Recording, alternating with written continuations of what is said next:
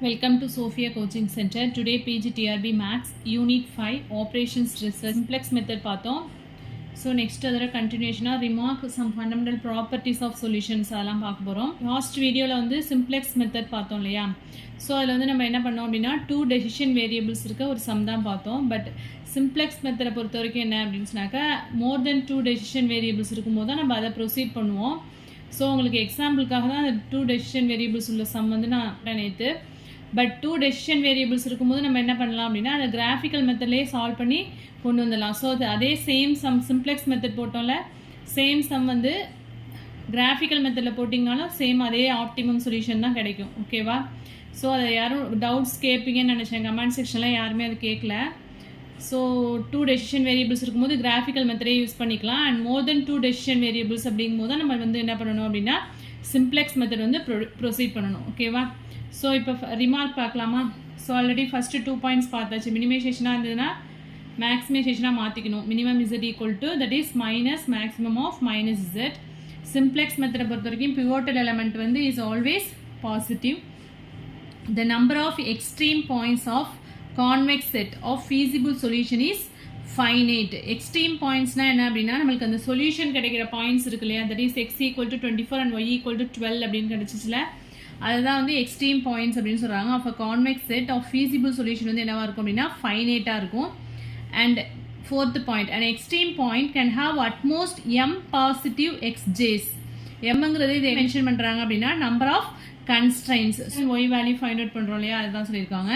Next, if the optimal value of Z is attained at more than 1 extreme point of S, அதாவது optimum value வந்து more than 1 extreme பாயிண்ட்ல இருந்துச்சு அப்படின்னா அதோட convex காம்பினேஷனும் என்னவா இருக்கும் அப்படின்னா ஆல்வேஸ் ஆப்டிமம் சொல்யூஷனாக தான் இருக்கும். இந்த எல்பிபியோட ஆப்டிமல் சொல்யூஷனாக இருக்கும். Thus the optimal solution to LPP is either unique or infinite in number. Optimal சொல்யூஷனை பொறுத்த வரைக்கும் ஒன்று யூனிக்காக இருக்கும் ஆர் இன்ஃபைனைட்டாக இருக்கும். ஃபீசிபிள் சொல்யூஷனாக இருந்தது அப்படின்னு சொன்னாக்கா ஃபைனைட். அதே ஆப்டிமம் சொல்யூஷன் வந்து எப்படி இருக்கும் அப்படின்னா unique or infinite. Fundamental properties of solution. If an LPP has a feasible solution, then it also has a basic feasible solution. So ஒரு linear programming problemத்துக்கு feasible solution இருந்துச்சு அப்படின்னா கண்டிப்பாக அதுக்கு வந்து basic feasible solution வந்து இருக்கும், exist ஆகும். There exist only finite number of basic solution to an LPP. Basic solution பொறுத்த வரைக்கும் என்னதான் இருக்கும் அப்படின்னு சொன்னாக்கா ஃபைனைட்டாக தான் இருக்கும். Basic solution to an LPP must correspond to an extreme point of the set of all feasible solutions and conversely. So basic solution வந்து என்ன இருக்கும் அப்படின்னு சொன்னாக்க எதுக்கு கரஸ்பாண்டிங்காக இருக்கும் அப்படின்னா அந்த எக்ஸ்ட்ரீம் பாயிண்ட் இருக்கு இல்லையா, அது எந்த பாயிண்டில் வந்து ஆப்டிமம் சொல்யூஷன் கிடைக்குது அதை பேஸ் பண்ணி தான் வந்து இந்த பேசிக் சொல்யூஷன் இருக்கும். அது கான்வெர்ஸ்லி அதே தான் ஃபீசிபிள் சொல்யூஷன்ஸ் இருந்துச்சு அப்படின்னா அதை பேஸ் பண்ணி தான் பேசிக் சொல்யூஷன்ஸ் இருக்கும். அதுதான் இங்கே சொல்லியிருக்காங்க. Basic solution to an LPP must correspond to an extreme point of the set of all feasible solutions and conversely. Next, fundamental theorem of LPP. If the feasible region of an LPP is a convex polyhedron, already last video convex polyhedron definition சொல்லிருக்கேன், then there exists an optimal solution to the LPP and at least one basic feasible solution must be optimal. அதாவது ஒரு எல்பிபியில் உள்ள feasible region வந்து ஒரு convex பாலிஹெட்ரனாக இருக்குது அப்படின்னா அதுக்கு வந்து அதில் உள்ள அந்த ஆப்டிமல் சொல்யூஷன் வந்து என்னவாக இருக்கும் அப்படின்னு சொன்னாக்கா பேசிக் சொல்யூஷனாகவும் இருக்கும். அந்த பேசிக் சொல்யூஷன் வந்து கண்டிப்பாக ஆப்டிமல் சொல்யூஷனாக இருக்கும் அப்படின்னு சொல்கிறாங்க. நெக்ஸ்ட் வந்து replacement of a basis vector. Let an LPP have a basic feasible solution. If we drop one of the basic vector and introduce a non-basic vector in the basis set, then the new solution obtained is also a basic feasible solution. So எல்பிபியில் வந்து ஒரு basic feasible solution நம்ம find out பண்ணிட்டோம். நம்ம என்ன பண்ணுறோம்னா அந்த பேசிக் vector நம்ம சேஞ்ச் பண்ணுவோம் இல்லையா, அந்த பேசிக் வெக்டர் அதாவது S1 S2 அப்படிங்கிறது தான் அந்த பேசிக் வெக்டர். அதில் வந்து என்ன பண்ணுறோம் அப்படின்னு சொன்னாக்க ஒரு நான் பேசிக் வெக்டர் வந்து என்ன பண்ணுறோம் இன்ட்ரடியூஸ் பண்ணுறோம். அந்த பேசிக் வெக்டருக்கு பதிலாக ஒரு நான் பேசிக் வெக்டர் அந்த இடத்துல ரீப்ளேஸ் பண்ணாலும் இந்த நியூ சொல்யூஷனுக்கும் வந்து என்ன இருக்கும் அப்படின்னு சொன்னாக்க is also A basic feasible solution தான் இருந்து unbounded solution. Let there exist a basic solution to a given LPP if at least one. So இது வந்து நம்ம ஆல்ரெடி பார்த்துருக்கோம் இல்லையா, ZJ மைனஸ் CJ வந்து கிரேட்டர் ஆர் ஈக்குவல் டு 0 வந்துச்சுன்னா அது வந்து optimum solution. So at least 1 ZJ minus CJ less than 0 இருந்ததுன்னா அந்த கரஸ்பாண்டிங் காலத்தில் உள்ள எல்லா எலமெண்ட்டுமே வந்து நெகட்டிவாக இருந்துச்சு அப்படின்னா அன்பவுண்டட் சொல்யூஷன். ஸோ அதை தான் இங்கே சொல்லியிருக்காங்க. Y i j less than or equal to 0 இந்த கண்டிஷனை சாட்டிஸ்ஃபை பண்ணிச்சு அப்படின்னா இதான் வந்து அன்பவுண்டட் சொல்யூஷன். நெக்ஸ்ட் வந்து கண்டிஷன் ஃபார் ஆப்டிமாலிட்டி. இது எல்லாமே வந்து என்ன அப்படின்னாக்கா இப்போ சிம்ப்ளெக்ஸ் மெத்தட் பார்த்தோம் இல்லையா, அதில் உள்ள ஃபண்டமெண்டல் ப்ராப்பர்ட்டிஸ் தான். A necessary and sufficient condition for basic feasible solution to LPP to an optimum. அதாவது ஒரு எல்பிபியோட பேசிக் ஃபீசிபிள் சொல்யூஷன் வந்து ஆப்டிமம், அதாவது ஆப்டிமம் சொல்யூஷனாக இருக்கிறதுக்கான நெசசரி அண்ட் சஃபிஷியன்ட் கண்டிஷன் என்ன அப்படின்னா இசட்ஜே minus c j greater or equal to 0 for all J. So இதுதான் வந்து நம்ம பேஸ் பண்ணி சம் போட்டிருப்போம். For which the column vector a j belongs to A is not in the basis B. So ஆப்டிமாலிட்டிக்குள்ள necessary and sufficient condition என்ன அப்படின்னா இசட்ஜே minus c j greater or equal to 0. So இதை கூட ஒரு கொஸ்டினாக மேக் பண்ணலாம். So any convex combination of K different optimum solution to LPP is again and optimum solution to the problem. So ஒரு optimum solution இருக்குது அப்படின்னா அதில் கான்வெக்ஸ் காம்பினேஷனும் என்னவாக இருக்கும், அகெயின் ஆப்டிமம் சொல்யூஷனாக தான் இருக்கும். At any iteration of the usual simplex method if there is at least one basic variable in the basic at 0 level and all zj minus cj greater or equal to 0, the current solution is degenerate. So இங்க வந்து degenerate solution வந்து degenerate அப்படின்னு எப்போ சொல்லுவோம் அப்படின்னா at least one basic variable in the basic at 0 level. ஒரு basic variable வந்து 0 வந்துச்சு அப்படின்னா அதாவது பேசிக் சொல்யூஷனே நம்ம இதான் சொல்லியிருப்போம். ஓகேவா? if there is at least one basic variable, அதாவது ஒரு basic variable or more than one basic variable வந்து 0 லெவலாக இருந்து அண்ட் இசட்ஜே minus c j greater or equal to 0 இந்த கண்டிஷனை சாட்டிஸ்ஃபை பண்ணிச்சுன்னா அந்த கரண்ட் சொல்யூஷன் வந்து என்ன அப்படின்னு சொன்னாக்கா டீஜெனரேட். ஸோ இதை கூட கொஸ்டினாக மேக் பண்ணலாம். Next in final simplex table, அதாவது ஆப்டிமம் சொல்யூஷன் கிடைச்சதுக்கப்புறம் உள்ள அந்த சிம்ப்ளெக்ஸ் டேபிளில் இசட்ஜே minus c j equal to 0 for at least one non basic variable, then there will be alternative solution. Insights into the simplex method. So ஒரு feasible solution வந்து exist ஆகுது. The region of feasible solutions was convex bounded by lines or planes, அதாவது more than 2 variable casesல சொல்றாங்க. For each convex region there were corners or vertices on the boundary and edges joining these corners. So graphical methodல நம்ம போடுவோம் இல்லையா, அதே மாதிரி தான். The simplex method is a procedure which consists in moving step by step from a given vertex to an optimal vertex. So நம்ம வந்து simplex மெத்தடை பொறுத்த வரைக்கும் ஸ்டெப் பை ஸ்டெப்பாக தான் போக முடியும். அதை தான் இங்கே சொல்லியிருக்காங்க. At each step it is possible to move only to an adjacent vertex. அடுத்தடுத்த வெர்டெக்ஸ் தான் மூவ் பண்ணி போக முடியும். ஒரு இதை ஸ்கிப் பண்ணிவிட்டு நெக்ஸ்ட் வெர்டெக்ஸ் அப்படிலாம் போக முடியாது. அட்ஜசன்ட் வெர்டெக்ஸ்னால் அடுத்தடுத்த வெர்டெக்ஸ் ஸ்டெப் பை ஸ்டெப்பாக தான் அப்படி தான் வந்து மூவ் பண்ண முடியும்னு சொல்லியிருக்காங்க. ஸோ ஆர்டிஃபிஷியல் வேரியபிள் நம்ம எங்கெல்லாம் யூஸ் பண்ணுறோம் அப்படின்னா there are two methods to solve the LPP by using artificial variables. So இதோட வந்து உங்களுக்கு simplex method வந்து over and then next அப்படின்னா two phase method and bigger method. bigger methodக்கு another name வந்து என்ன method of penalty அப்படின்னு சொல்லி penalty method அப்படின்னு சொல்லலாம், இல்லாட்டி chance method அப்படின்னு சொல்லுவாங்க. ஸோ இந்த நேம் வந்து இது கூட ஒன் வேர்ட்ஸில் வந்து கேட்டிருக்காங்க one time. bigger methodோட another name. இந்த டூ மெத்தட்ஸ் மட்டும்தான் நம்ம வந்து ஆர்டிஃபிஷியல் வேரியபிள் வந்து யூஸ் பண்ணுவோம். ஸோ இதை விட கொஸ்டினாக மேக் பண்ணலாம். டூ பேஸ் மெத்தடுக்கும் வந்து அல்காரிதம் கொடுத்துருக்காங்க. ஃபஸ்ட்டு இது வந்து பேஸ் 1 பேஸ் 2ன்னு ரெண்டாக பிரிச்சிருக்காங்க. ஃபஸ்ட்டு பேஸ் 1ல் என்ன பண்ணுறோம் அப்படின்னா convert the given LPP into standard form. Okay, ஃபார்முக்கு ஃபஸ்ட்டு கன்வெர்ட் பண்ணிக்கணும் and then put the coefficient of artificial variable as -1 for maximization or +1 for minimization and all other variables as 0 in the objective function. So இங்கே வந்து என்ன பண்ணுறோம் அப்படின்னா simplex மெத்தடில் என்ன பண்ணுவோம், அப்ஜெக்டிவ் ஃபங்க்ஷனோட கோஎஃபிஷியன்ஸ் அப்படியே எழுதிட்டு ஸ்லாக் நம்ம இன்ட்ரடியூஸ் பண்ணுற ஸ்லாக் அண்ட் சர்ப்ளஸ் வேரியபிளோட கோஎஃபிஷியன்ட் வந்து 0ன்னு வச்சுக்குவோம். பட் இங்கே வந்து அப்ஜெக்டிவ் ஃபங்க்ஷனோட கோஎஃபிஷியன்ஸ்லாம் வந்து 0ன்னு அசைன் பண்ணிவிட்டு நம்ம இன்ட்ரடியூஸ் பண்ணுற ஆர்டிஃபிஷியல் வேரியபிள் இருக்கு இல்லையா, அதோட கோஎஃபிஷியன்ட் வந்து -1 எடுத்துக்குவோம் எப்போ மேக்ஸிமைசேஷனாக இருந்துச்சுன்னா. அதே மினிமைசேஷன் டைப்பில் வந்து என்ன எடுத்துக்குவோம் அப்படின்னா +1 அப்படின்னு ஃபஸ்ட்டு அசைன் பண்ணி எடுத்துக்குவோம். இதான் வந்து ஃபஸ்ட்டு ஸ்டெப். ஓகேவா?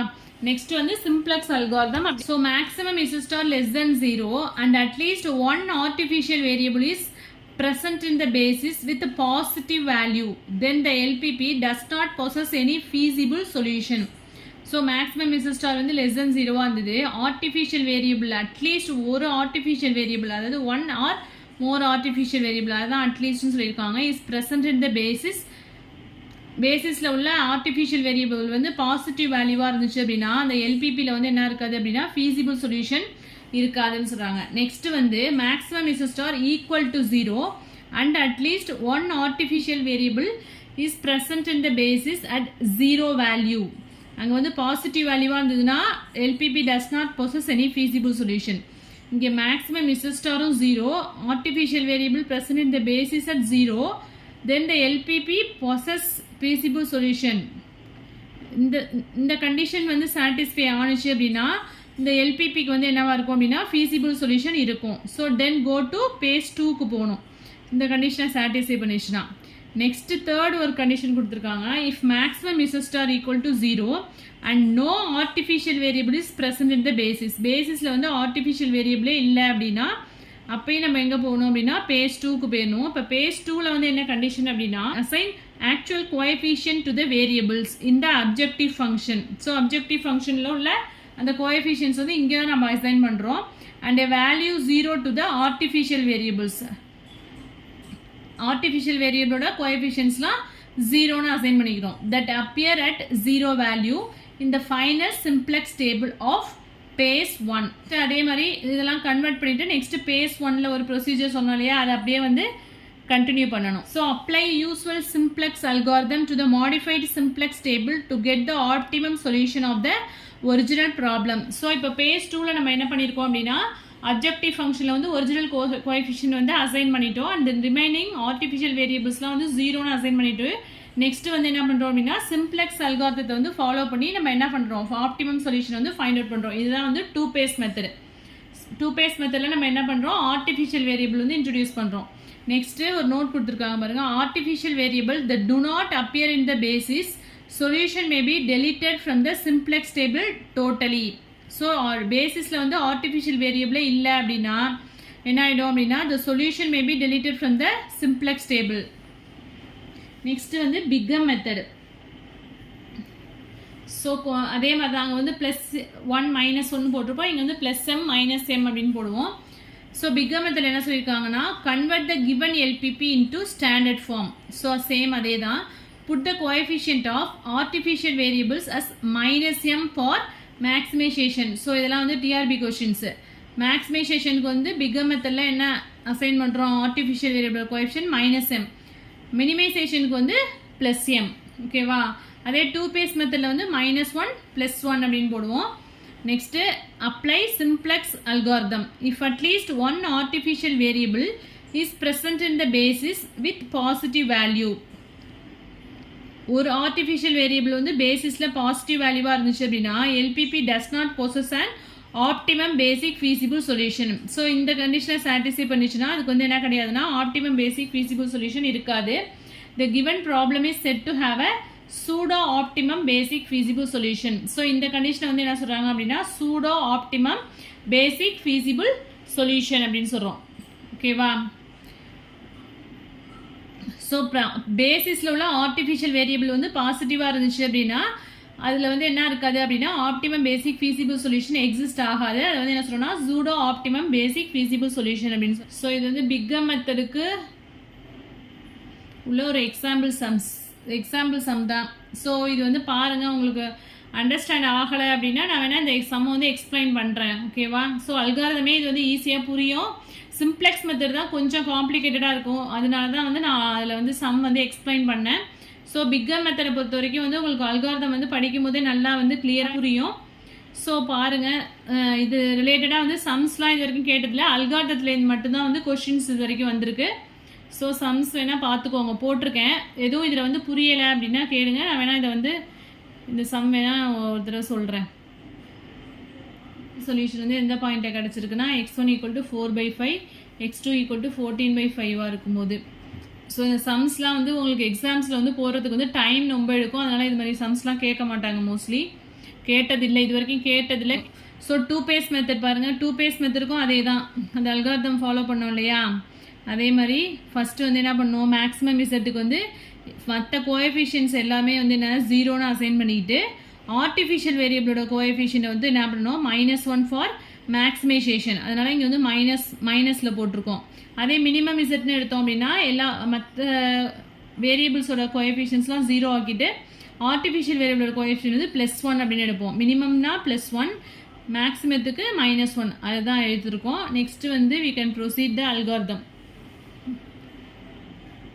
ஸோ இதுவும் வந்து பாருங்கள், சம் வந்து தேவையில்லை. சம்மில் வந்து maximum is star <0 and artificial variable is இந்த basis at a positive level. So இந்த கண்டிஷன், ஸோ ஆர்டிஃபிஷியல் வேரியபிள் வந்து பாசிட்டிவ் வேல்யூவாக இருந்தது அப்படின்னு சொன்னாக்கா, இது வந்து <0 இருந்துச்சு அப்படின்னா நம்ம என்ன சொல்லுவோம் அப்படின்னு சொன்னாக்கா, அதுக்கு வந்து ஃபீஸிபிள் சொல்யூஷன் எக்ஸிஸ்ட் ஆகாது. அதான் இங்கே எழுதியிருக்கோம்.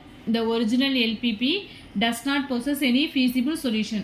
Next வந்து dual simplex method. This method is applicable only when all the constraints are of less than or equal to type. So இது ஒரு TRB question. Dual simplex method வந்து constraints வந்து less than or equal to type இருந்தால் மட்டும் தான் வந்து என்ன பண்ணணும் அப்படின்னா dual simplex method வந்து proceed பண்ணலாம். Therefore the right hand side constraint BJ may be negative or 0. So இதுவும் TRB question தான். ஸோ ரைட் ஹேண்ட் சைடில் உள்ள அந்த பிஜே வேல்யூ இருக்கு இல்லையா, அது வந்து மேபி நெகட்டிவாக இருக்கலாம், 0வாக இருக்கலாம். திஸ் மெத்தட் இஸ் மற்ற மெத்தட்ஸ்லாம் என்ன சொல்லியிருப்போம் அப்படின்னா, ஸ்டாண்டர்ட் ஃபார்ம்னாலே நமக்கு என்ன ரைட் ஹேண்ட் சைடில் உள்ள அந்த வேல்யூஸ் எல்லாமே வந்து நான் நெகட்டிவ்னு சொல்லியிருப்போம். பட் டியூயல் சிம்ப்ளெக்ஸில் பொறுத்த வரைக்கும் என்ன சொல்லியிருக்காங்கன்னா, ரைட் ஹேண்ட் சைடு கான்ஸ்டன்ட் வந்து என்ன மேபி நெகட்டிவாக இருக்கலாம், 0வாக இருக்கலாம். அண்ட் தென் < = டைப்பாக இருந்தால் மட்டும்தான் வந்து டியூயல் சிம்ப்ளெக்ஸ் மெத்தட் வந்து அப்ளை பண்ண முடியும். மற்ற மெத்தட்லாம் வந்து ஈக்குவேஷன்ஸாக மாற்றிக்குவோம். இங்கே வந்து <= டைப்பில் மட்டும்தான் அப்ளை பண்ண முடியும். And then this method is applicable to these LPPs that starts with infeasible but optimum solution. So இது வந்து எதுக்கு அப்ளிகபிள் அப்படின்னா, இன்ஃபீசிபிள் பட் ஆப்டிமம் சொல்யூஷன் அப்படின்னு. We have never and unbounded solution by using dual simplex method.